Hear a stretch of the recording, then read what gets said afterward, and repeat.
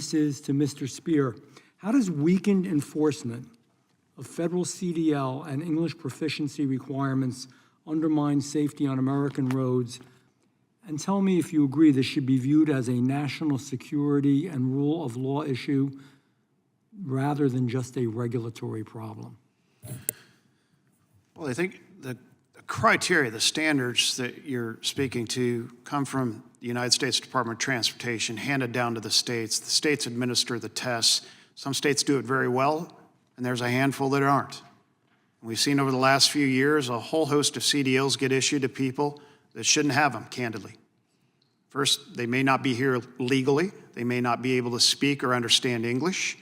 They shouldn't be operating an 80,000-pound heavy-duty truck, moving freight across the country. So those standards and the relationship between the federal and state government is absolutely essential to make sure that all states are doing the same thing on those fundamentals.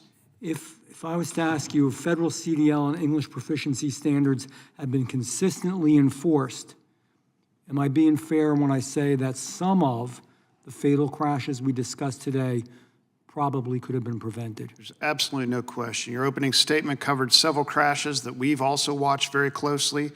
A lot of the folks that you cited in those accidents, those drivers were not able to speak English, understand English, probably should never have been driving in the first place. They were issued CDLs when they shouldn't have had them. You don't want people like that behind the wheel of a 40-ton U.S. truck.